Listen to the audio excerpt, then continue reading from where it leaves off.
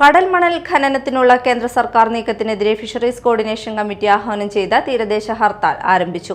മത്സ്യത്തൊഴിലാളികളെയും നാടിനെയും ബാധിക്കുന്ന ഖനന പ്രക്രിയയിൽ നിന്ന് കേന്ദ്ര സർക്കാർ പിന്മാറണമെന്നാവശ്യപ്പെട്ടാണ് ഹർത്താൽ.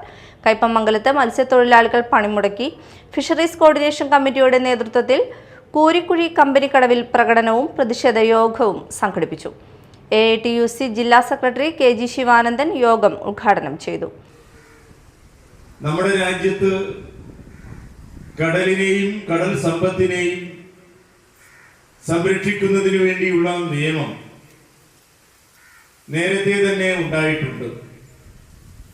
എന്നാൽ രാജ്യത്തെ ഗവൺമെന്റുകൾ സ്വീകരിക്കുന്ന സാമ്പത്തിക നയത്തിന്റെ അടിസ്ഥാനത്തിൽ ആ നിയമങ്ങളിലൊക്കെ തന്നെ ഭേദഗതി വരുത്താറുണ്ട്. എന്നാൽ അന്താരാഷ്ട്രപരമായ ഒരു നിയമത്തിനു കൂടി വിധേയമായിക്കൊണ്ടാണ് സമുദ്രത്തിലെ കാര്യങ്ങളെല്ലാം തന്നെ തീരുമാനിക്കുന്നതും നിശ്ചയിക്കുന്നതുമെല്ലാം തന്നെ. ഇപ്പോ ഈ കേരളീയർ ഉൾപ്പെടെ ഏറെ ആഘാതം അനുഭവിച്ച, മനുഷ്യജീവനുകൾ നഷ്ടപ്പെട്ട ഒരു പ്രകൃതി ദുരന്തമാണ് സുനാമി എന്നുള്ളത് നമുക്ക് എല്ലാവർക്കും അറിയാം.